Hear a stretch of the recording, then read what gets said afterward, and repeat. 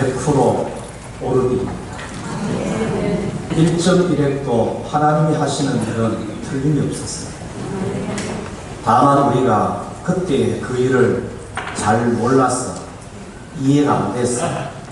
그래서 왜 하나님께서 내 신랑과는 좀 일찍 데려가시고 왜 하나님께서 내 자식을 통해서 이렇게 아프게 하는가, 왜 다른 사람은 잘 하는데 나는 이렇게 힘든가, 우리가 몰라서 이해가 안 돼서 그때는 때로는 섭섭한 마음도 있고 원망도 들기도 하고 그러지만은 알면은 감사하게 되고 알면은 하나님이 하시는 일이 100% 옳다는 것을 우리도 고백하게 됩니다.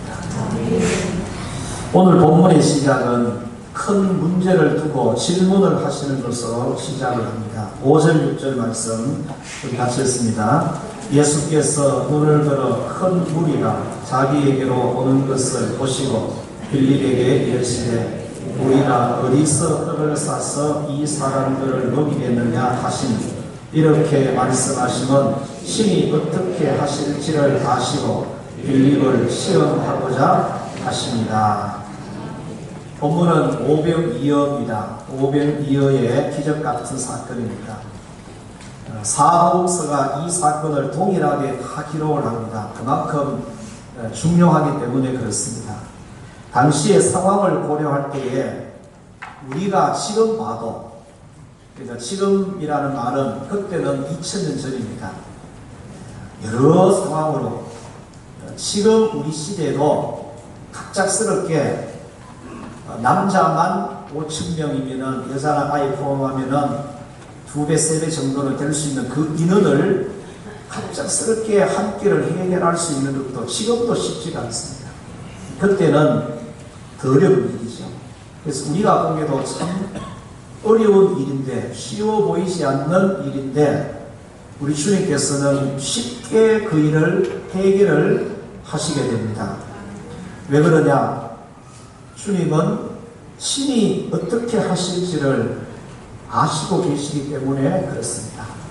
어떤 상황이라도 주님은 어떻게 할지를 이미 알고 계시는 분이거든요. 창조자이시고 이 땅에 그분이 오실 때는 땅에서 일어나는 일은 어떤 일이든지 예수님은 이미 답을 알고 계시기 때문에 예수님에게는 쉬운 일이고, 그래서 예수님은 쉽게 해결하십니다. 우리가 볼 때는 상황은 상당히 열악한데, 당시의 상황이 어떤가 보면은 첫째는 숫자가 문제입니다. 왜냐하면 숫자가 한두 사람, 10명 이내 같으면 어떻게라도 빨리 잘 해결할 수 있습니다. 근데 숫자가 얼마입니까? 5절에 보시면은 큰 무리라고 했습니다. 이 큰 무리는 여자와 어린아이 제외하고도 5,000명쯤 된다고 이렇게 표현됩니다. 마태복음에서 그렇게 표현합니다. 상당히 많은 숫자죠. 2배로 계산해도 10,000명이고 3배로 계산하면 15,000명이고 그렇잖아요. 큰 숫자가 문제입니다. 또 하나 문제는 시간이 문제예요. 저녁 때입니다. 저녁 때. 다른 공간복음서에서는 날이 이미 저물어 가는 시간으로 그렇게 기록하고 있습니다. 하루 종일 아무것도 먹지 못했어요. 그리고 저녁도 먹지 못한 형편이 되었어요. 지금 우리나라는 우리 영덕 같은 경우에는 밤 9시 정도 되면 밤을 느낍니다. 무슨 말인지 아십니까? 거리를 다니는 사람이 별로 없고 상가도 대부분 다 문을 닫습니다. 밤 9시 정도 되면 밤이라는 것이에요. 근데 서울 가면은, 대도시 가면은, 특별히 이 지하철 가보면은 이게 낮인지 밤인지 구분이 안 돼요. 사람들의 숫자가 그 차이가 없습니다. 그러니까 2000년 전에 해가 떠 있을 때는 낮이 활동을 합니다. 해가 지면은 그때부터는 밤인 겁니다. 밤에는 아무것도 할 수가 없어요. 지금 시간대가 그런 시간대인 것이. 그 다음에 세 번째로는 장소가 문제입니다. 빈들입니다. 상가가 가까이 없는 그런 빈들이잖아요. 이런 상황에서 이 큰 문제를 해결한다는 것이 우리가 아무리 머리를 굴려봐도 이게 사실은 쉽지 않은 일이죠. 그런데 이런 형편에서 예수님께서 제자들에게 해결 방법을 물으십니다. 5절에 이렇게 말씀하십니다. 우리가 어디서 떡을 싸서 이 사람들을 먹이겠느냐? 이 질문에 대해서 빌립이라는 제자가 이렇게 대답을 합니다. 7절에 한번 읽겠습니다. 7절 시작. 빌립이 대답하되 각 사람으로 조금씩 받게 할지라도 200데나리온의 떡이 부족하리이다. 빌립의 방법은 각 사람으로 조금씩 받게 하는 방법입니다. 즉 모인 사람이 숫자로 계산해서 해결하는 방법을 제시를 했지만은 그래도 방법이 안 나오는 것이에요. 안드레의 방법입니다. 8절과 9절 같이 읽습니다. 제자 중 하나 곧 시몬 베드로의 형제 안드레가 예수께 여짜오되 여기 한 아이가 있어 보리떡 5개와 물고기 2마리를 가지고 있나이다. 그러나 그것이 이 많은 사람에게 얼마나 되겠사옵나이까. 내가 노력해서 해결하는 방법이라 볼 수 있습니다. 그렇게 해서 노력해서 들고 온 것이 보리떡 5개와 물고기 2마리를 구해왔습니다. 그런데 본인도 구해왔지만은 스스로 이것은 방법이 아니라는 것을 고백을 합니다.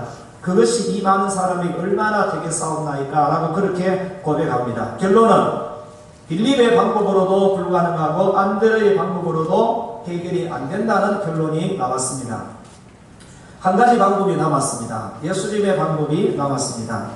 예수님의 방법, 쉽게 해결되는 방법입니다. 왜 쉬운 방법이냐? 6절 말씀 때문에 그렇습니다. 이렇게 말씀하시면 신이 따라합니다. 6절 같이 읽습니다. 이렇게 말씀하시면 신이 어떻게 하실지를 아시고 빌립을 시험하고자 하십니다. 아멘. 우리는 예수님을 어떤 분으로 아느냐라는 것이 우리가 살아가는 본문의 문제를 해결하는 방법도 우리가 살아가면서 겪게 되는 여러 가지 문제를 해결하는 열쇠가 될 수가 있습니다. 예수님을 어떤 분으로 아느냐라는 것이. 예수님은 여러분 이미 이런 문제는 예수님 이미 해결하신 경험이 있으신 분입니다. 그때의 상황은 오늘 본문의 상황보다 훨씬 더 열악하고 안 좋은 상황이었어요. 여러분 그때는 언제였습니까? 그때는 신광야였어요. 신광야. 애굽에서 나와서 신광야에서 도착했을 때 양식이 다 떨어졌어요. 백성들이 모세를 이렇게 찾아와서 우리를 굶겨 죽이려고 하느냐라고 먹을 거 내놔라 이러면서 애를 쓴 적이 있으시죠? 그때는 신광야입니다. 광야입니다. 광야. 빈들하고 광야는 다릅니다. 빈들은 그리고 사람들이 이렇게 쉽게 늘 왕래할 수 있는 그런 들이라는 들, 농사를 지을 수 있는 그런 들입니다. 광야는 농사 지을 수 있는 그런 곳이 되지 않습니다. 그때 인원은 남자만 60만 3,550명이었어요. 지금 인원은 남자만 몇 명이라고요? 5,000명입니다. 비교가 되지 않습니다. 여러분 그때는 그래도 지금은 보리떡 5개와 물고기 2마리라도 있지 않습니까? 그때는 아무것도 없었어요. 애굽에서 급하게 들고 나온 음식은 이미 신광야에 도착할까지 이미 다 먹어버렸습니다. 여러분 그때 하나님께서 뭘 주셨어요? 뭘 주셨어요? 만나를 주셨어요. 애굽에서 먹던 음식을 주지 아니하시고 여러분 하나님께서 애굽에서 먹던 음식을 줄 수도 있잖아요. 근데 애굽에서 먹던 음식을 안 주셨어요. 왜 안 주시겠어요? 애굽을 생각할까 싶어가지고. 사람은 먹는 것, 입는 것, 마시는 것에 대해서 아주 사람은 이렇게 민감합니다. 그래서 애굽에 먹던 걸 주면은 자꾸 애굽을 생각할 것 같아서 하나님이 애굽에 먹던 거 안 주고 새로운 거 주신 거예요. 하늘에서부터 만나를 주신 거예요. 하늘에서부터 내려왔으니까 이거 먹으면서 어디를 바라보아야 된다? 하늘을 바라보고 하나님을 생각하도록 하늘에서 하나님이 만나를 주셨다는 사실을 믿으시기 바랍니다. 여러분 오늘도 저와 여러분들이 먹고 마시는 이 모든 것은 누가 공급해 주신 것이다? 하나님이 공급해 주신 것이라고 믿는 사람은 마시면서도 하나님 감사합니다. 먹으면서도 하나님 감사합니다. 입으면서도 하나님 감사합니다. 하나님을 바라보고 하늘을 바라보고 하나님이 주셨다고 고백하게 되는 거죠. 그래서 하나님께서 애굽의 것을 안 주고 만나를 주신 거예요. 하늘의 것을 주셨잖아요. 믿으십니까? 여러분 오늘 이 빈들에서 해결하는 것은 한 끼의 음식을 해결하는 것입니다. 그때 주신 것은 한 끼 해결이 아니었어요. 고기를 얼마만큼 줬어요? 몇 달치 고기를 줬어요. 아니 성경은 아닐 것입니까? 매출하기를 몇 달치 주셨어요. 만나는 몇 년치를 줬어요? 물론 한복에 다 준 건 아니지만, 예, 매일같이 해서 40년간 먹을 수 있도록, 고기를 몇 달씩 먹을 수 있도록 하나님이 그렇게 주셨어요. 그때 만나와 고기를 주신 분이 누구십니까? 하나님이시죠? 예, 고린도전서 10장 3절 4절에서 이렇게 말씀합니다. 이 부분에 대해 가지고 다 같은 신령한 음식을 먹으며 다 같은 신령한 음료를, 자, 예, 10장 3절 4절, 10장 3절 4절, 10장 3절. 감사합니다. 읽습니다. 시작. 다 같은 신령한 음식을 먹으며 다 같은 신령한 음료를 마셨으니 이는 그들을 따르는 신령한 반석으로부터 마셨으며 그 반석은 곧 그리스도시라. 아멘. 누가 만나를 주셨어요? 누가 마실 것을 주셨어요? 누가 고기를 주셨습니까? 하나님이 주셨습니다. 그 하나님이 육신을 입고 이 땅에 오신 분이 바로 예수 그리스도이십니다. 아멘. 여러분, 예수님은 이미 지금 상황보다도 더 어려운 상황에서 더 큰 일을 이미 치르신 분이에요.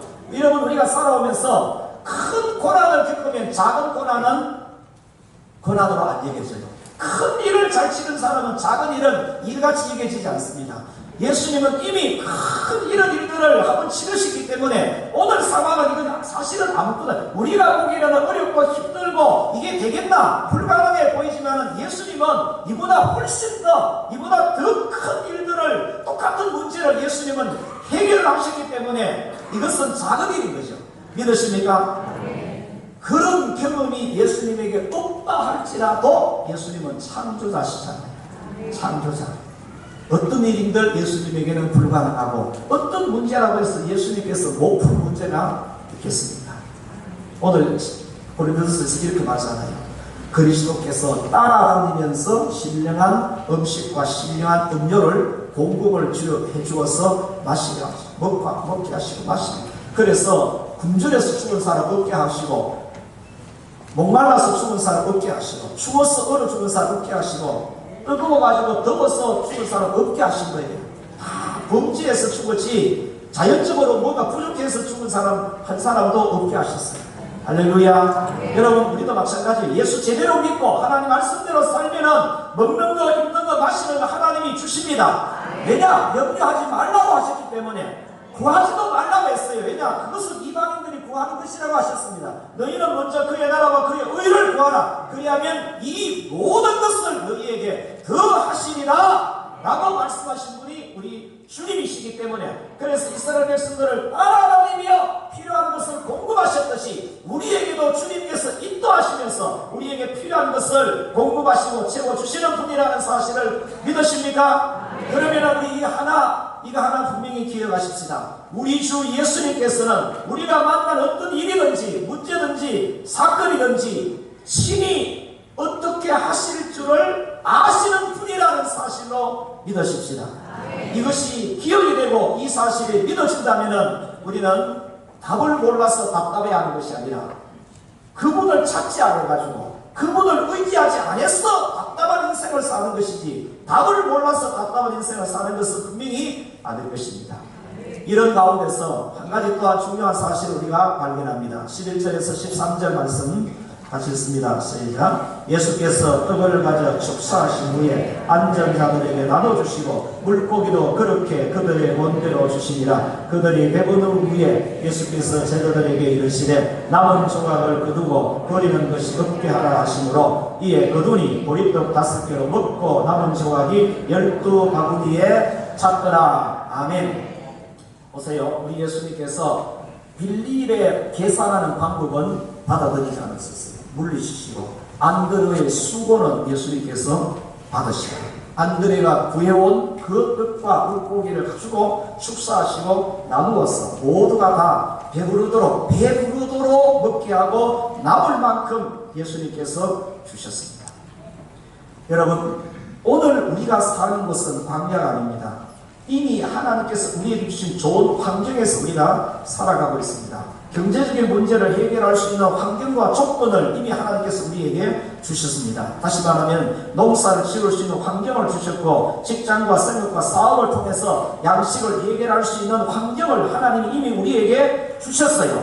믿으시죠. 그래서 우리는 그 환경에서 최대한의 수고하는, 다시 말하면 우리 몫을 우리가 분명히 해야 돼요. 우리 몫도 안 하고 주님의 몫만 기대하고 있으면 주님의 역할입니다. 주님의 역할만 기대하고 있으면 안 되는 거예요. 반드시 우리 몫, 우리 역할도 우리가 분명히 해야 된다는 사실. 질병을 해결하기 위해서 병원을 주셨고 약을 주셨고 여러 민간 요법들, 이런 방법들을 하나님께서 우리에게 허락해 주셨습니다. 또 질병을 미연에 방지하기 위해서 운동할 수도 있고 식이요법도 하고 뭐 절식을 한다든지 금식을 하는 등 이런 것은 다 우리 몫입니다.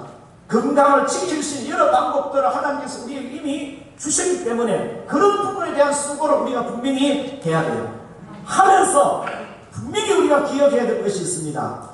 안드레의 방법은 사용은 하시지만, 안드레가 들고 온 것을 사용은 하시지만은 그것이 전부는 결코 아니라는 사실. 우리가 수고하고 우리가 노력하는, 그래서 우리 몫은 분명히 하지만은 우리 몫이, 우리 수고가 우리를 살아가게 만드는 것이 아니다.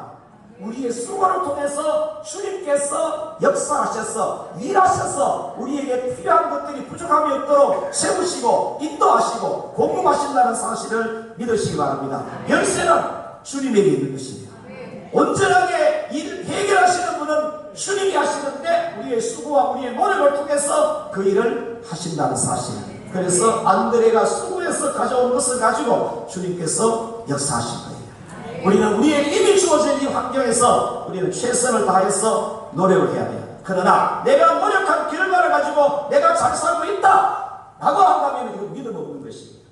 하나님께서 나의 수고를 통해서 축복하시고 나의 수고를 통해서 열어가시고 나의 수고를 통해서 하나님이 일하셔서 우리가 이거 부족함이 없도록 인도해 가신다는 이 고백이 우리의 믿음의 고백이 되어야 될 줄 믿습니다. 자, 예수님께서 왜 이런 기적을 행하십니까? 그리고 이 해결 방법을 왜 제자들에게 물으시는데, 예수님이 가시는 곳마다 어떤 일을 하실 때마다 예수님이 이렇게 다 물으시고 그렇게 안 하셨어요. 그냥 예수님이 하셨어요. 근데 오늘은 예수님께서 물으시는 거예요. 여러분, 한 끼의 배고픔을 해결하기 위해서 예수님이 그렇게 하신 것은 분명히 아닙니다. 예수님께서 마태복음 6장에서 이렇게 말씀하셨어요. 그러므로 염려하여 이르기를 무엇을 먹을까, 무엇을 마실까, 무엇을 입을까 하지 말라. 이는 다 이방인들이 구하는 것이라. 너희 하늘 아버지께서 이 모든 것이 너희에게 있어야 할 줄을 아시느니라. 그런즉 너희는 먼저 그의 나라와 그의 의를 구하라. 그리하면 이 모든 것을 너희에게 더하시리라 라고 하셨기 때문에 한 끼의 배고픔을, 양식을 해결하기 위해서 예수님께서 이렇게 하신 것은 분명히 아니시다. 두 가지 말씀드립니다. 하나는 우리 주님께서는 친히 어떻게 하실 것을 아시는 분입니다. 오늘 본문도 사실은 한 끼의 양식의 문제입니다. 광야에서 40년간 해결해 주신 문제도 여러 가지 문제가 있지만은 가장 민감하고 중요한 문제가 바로 이 먹고 마시는 경제의 문제입니다. 양식의 문제입니다. 오늘 우리에게도 양식의 문제로 걱정하시는 분이 우리같이 이렇게 복지가 잘 되어 있는 이런 나라임에도 불구하고 그래도 아직까지는 이런 문제로 고민하면서 힘들게 사시는 분도 분명히 있습니다. 그것만 있는 것이 아닙니다. 우리가 살아보면은 그 외에 다양한 문제들로 염려하고 걱정하고 불안해하고 두려워하는 이런 분들도 우리 주위에 많이 있습니다. 어떤 문제이든지 간에 그 문제를 신이 어떻게 하실지를 아시는 분이 계신다. 자, 옆에 계신 분에게 신이 어떻게 하실 것을 아시는 분이 당신에게는 있습니까? 이렇게 한번 물어보세요.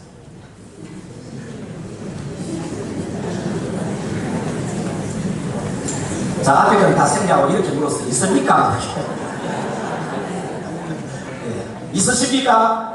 있으시기를 축복합니다. 그분이 누구십니까? 그분이 바로 예수님, 우리 주님이신 줄 믿습니다. 네. 여러분, 이런 주님을 앞에 두고 빌립처럼 사람의 숫자를 계산하고 있다면 그 방법이 지혜로운 방법은 아니라는 생각을 우리가 분명히 하게 됩니다. 그러면서도 제가 한번 이런 고백을 합니다. 지난 주간에 제 아내가 콩팥 기능 검사를 했어요. 기능이 조금 떨어졌어요. 본인은 담담하고 아무렇지도 않는데, 그래서 왜 이런가 다시 이렇게 이제 먹는 거 이런 걸 쭉 이렇게 살펴보고, 그리고 더 주님을 의지하면서 기도하고 그렇게 하는데 정작 겁이 더 크게 나는 건 낸 거예요. 내가 겁이 나는 거예요, 내가. 신장은 기능이 떨어지면 이제 투석을 해야 되기 때문에 그러면은 왜 그렇게 내가 걱정이 되는지 몰라. 아직까지 모르는데 여러분들 심각한 상황이 아니에요. 여러분 사람이라는 게 병원에 다니시는 분은 의사가 말하는 병원에서 검사한 그 수치 있죠. 수치가 조금 높으냐 낮으냐 의사가 말을 이렇게 하느냐 저렇게 하느냐에 따라서 들어갈 때하고 나올 때하고 우리 얼굴과 기분이 확 달라집니다. 들어가서 의사가 약간 좋게 말하면은 진짜 가볍게 날아갈 듯이 기분 좋게 나오는데 의사가 약간 무겁게 이야기하면은 그만 내일 어떻게 될 것 같은 이런 어떤 두려움 같은 거, 걱정 같은 게 이게 없어 배우는 거예요. 사실은 현실은 그렇지 않는데 그렇다고 내일 아무 일 안 일어나는데도 불구하고 제가 이 문제를 가지고요. 제가 혼자 기도하고 있어요. 그 수치가 조금 오르고 내리고 한 2개월 전이면 그때는 단백뇨 수치가 이렇게 많이 떨어졌어요. 그 많이 좋아진 거예요. 근데 이번에는 약간 이렇게 못해졌어요. 그 수치가 약간 오르고 내림, 그 다음에 의사의 말, 그걸 가지고 이렇게 걱정하고 있는, 이게 빌립의 계산법에 내 스스로가 갇혀가지고 거기에서 내 스스로가 이렇게 고민하고 걱정하고 있는데 싶은 게 내가 연약한 게 아니고 믿음이 없는 모습이 연약한 거예요. 사람이 연약한 것이 아니고 무엇이 없는 것이 연약하다, 무엇이 없는 것이 불쌍하다, 믿음이 없는 거예요. 믿음이 없는 것이 연약한 거예요. 믿음이 없는 것이. 믿으십니까? 여러분 믿음이 있으십니까? 믿으세요? 주여 믿음이 없습니다. 믿음을 주세요. 그리고 누구 것입니까? 내 몸입니까? 주님의 것입니까? 주님의 것이면 어떻게 하실지를 아시는 주님께서 알아서 좀 해주세요.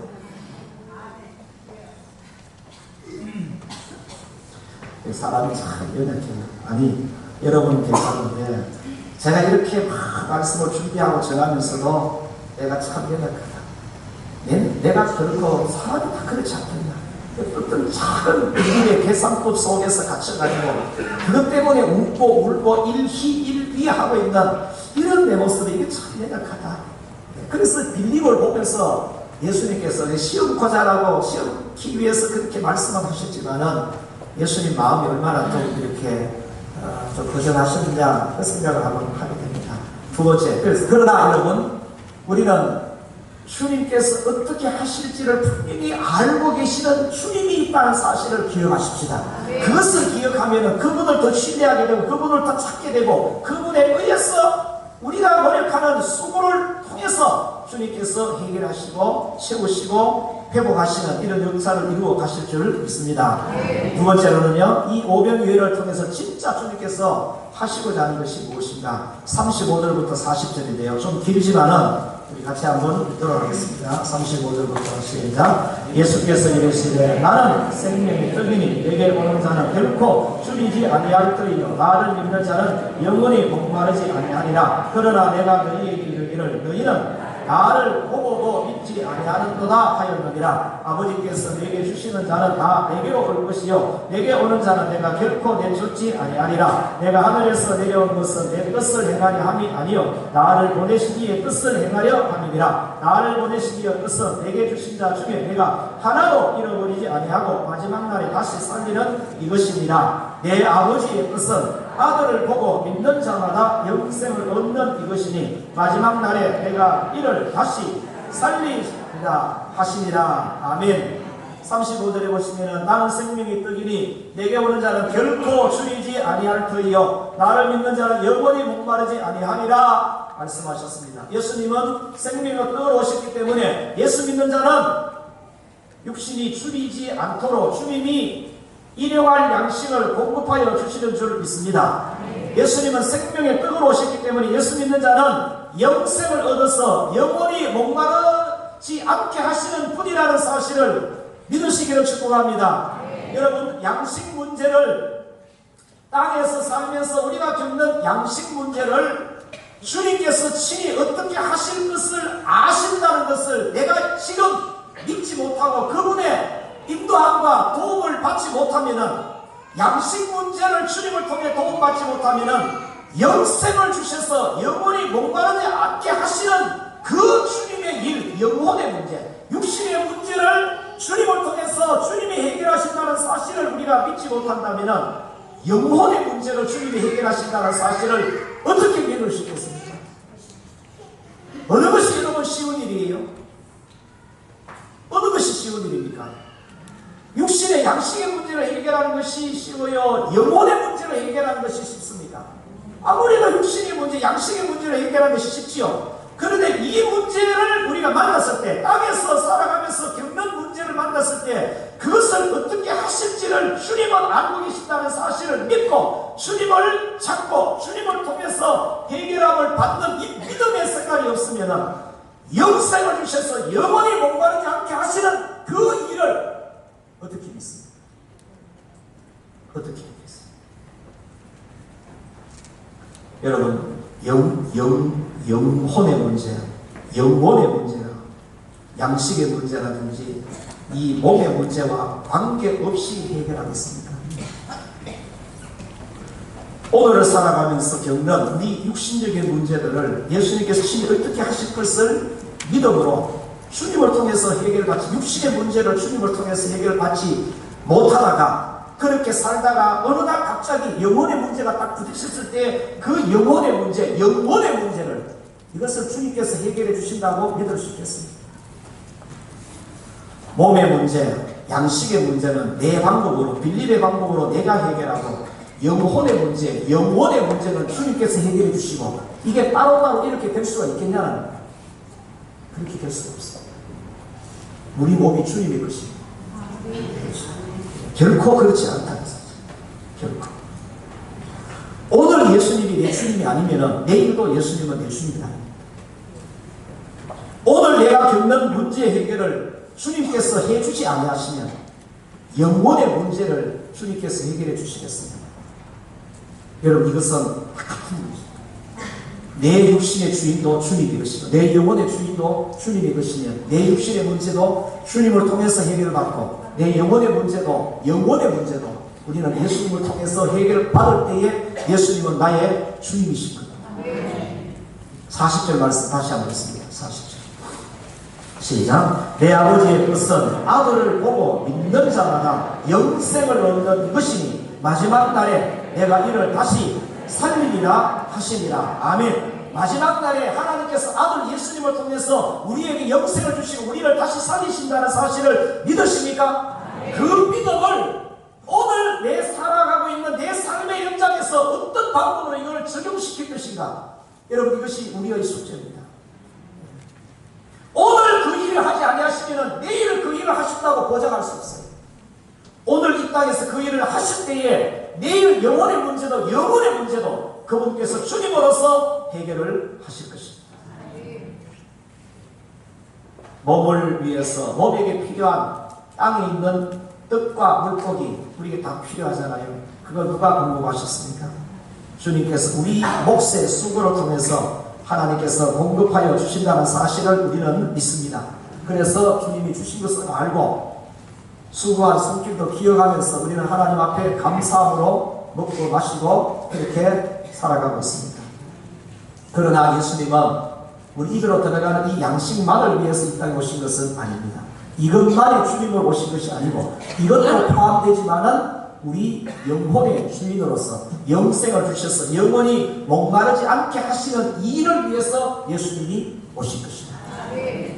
몸을 위한 양식의 해결을 친히 어떻게 하실지를 예수님께서 아시듯이 영생을 주시는 일도 친히 어떻게 하실지를 예수님은 아시는 거죠. 그래서 우리는 육신의 문제, 땅에 있는 문제를 가지고 쉼없이 누구를 찾아야 되느냐? 예수님을 찾고 예수님을 통해서 해결함 받으면서 영생을 주셔서 영원히 목마르지 않게 하시는 이 일도 예수님께서 해결하시는 우리의 주님이라는 사실을 쉼없이 훈련하면서 고백하면서 그렇게 살아야 합니다. 아멘입니까? 땅에 있는 문제도 주님이 해결하시고 그래서 주님으로 인하여 해결받고 영혼의 문제도 주님을 통해서 해결함을 받는다는 이 믿음으로 하루하루를 주님과 함께 주님의 은혜로 주님의 인도함 따라서 살아갈 수 있게 되기를 주의 이름으로 축복합니다. 오늘은요 영상을 하나 준비했습니다. 지금 한국 교회는 동성애와 차별금지법 이것 때문에 많은 대도시에서는 이렇게 설교도 하고 또 이렇게 모여서 운동도 하고 그렇게 하는, 우리는 거기까지 하지 못하는데 노예에서 양노예, 포항노예, 포항남노예, 포항시 기독연합회 성시화해서 이 DVD를 제작해서 각 교회에 다 보내봤어요. 우리는 보고 알고 기도하고 경각심을 가져야 될 줄로 믿습니다. 그래서 영상을 두 개를 좀 보도록 합니다. 9월 서울 한복판에서 열리는 퀴어 문화 축제. 나는 게이다! 자기들이 서로 좋아하는 거니까.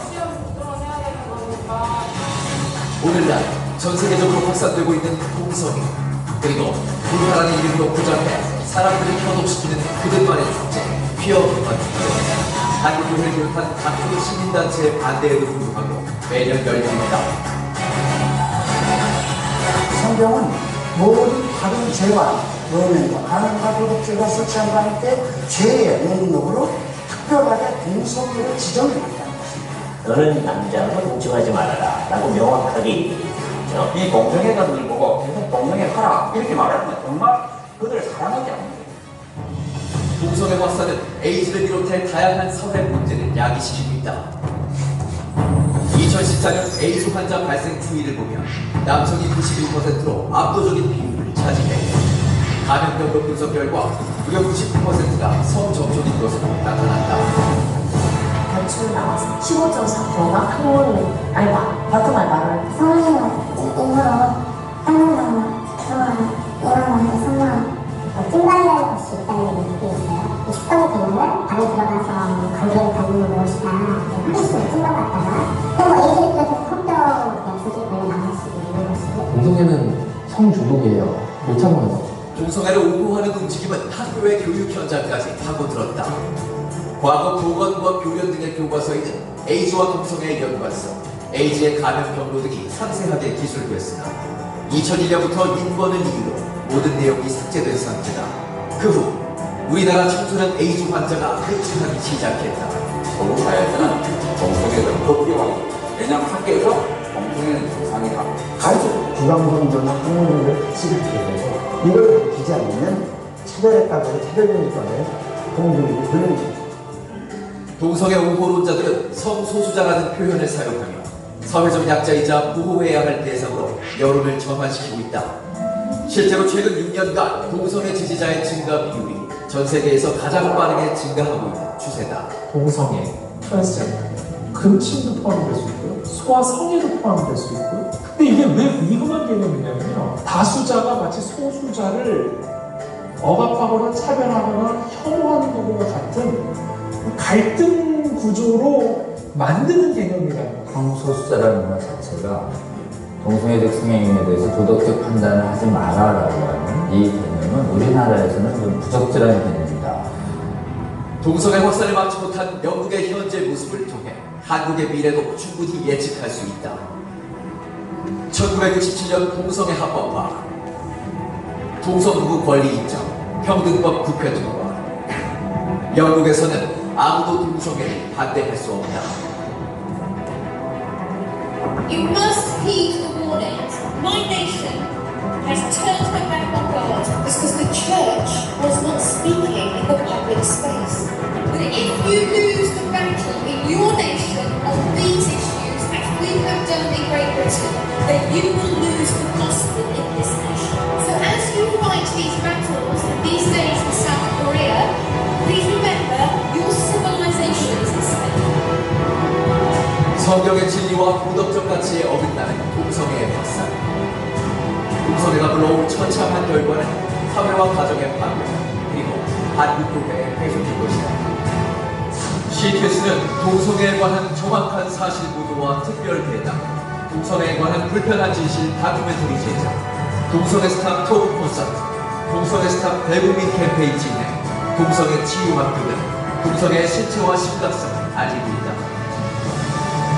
동서문부와 차별금지법이 통과되지 않도록 맞서고 있는 GTS가 이 거룩한 사명을 이어갈 수 있도록 간절히 기도하며 동역할 때입니다.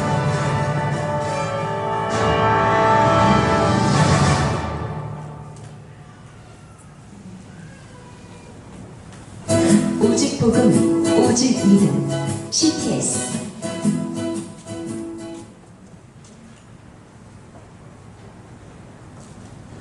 하나 더 있어요. 3번짜리. 3번. 동성애 요걸 잘 들으시기 바랍니다. 차별금지. 이 동성애와 차별금지.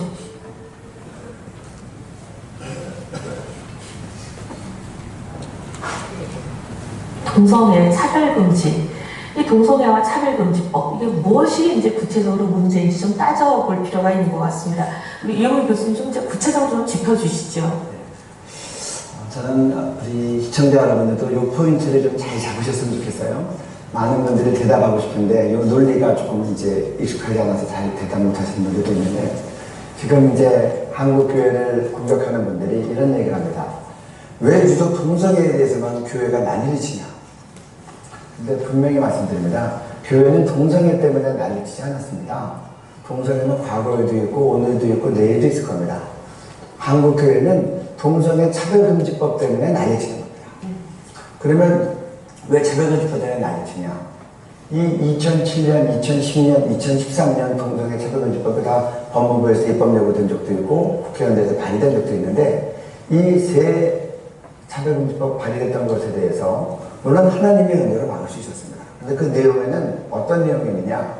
동성애에 대해서 부정적인 언행을 할 경우에는 2년 이하의 징역, 1,000만 원 이하의 벌금, 2013년 같은 경우에는 반복 처벌 가능, 이와 같은 형사처벌 조항이 있기 때문에 교회가 있는 힘을 다해서 반대하는 겁니다.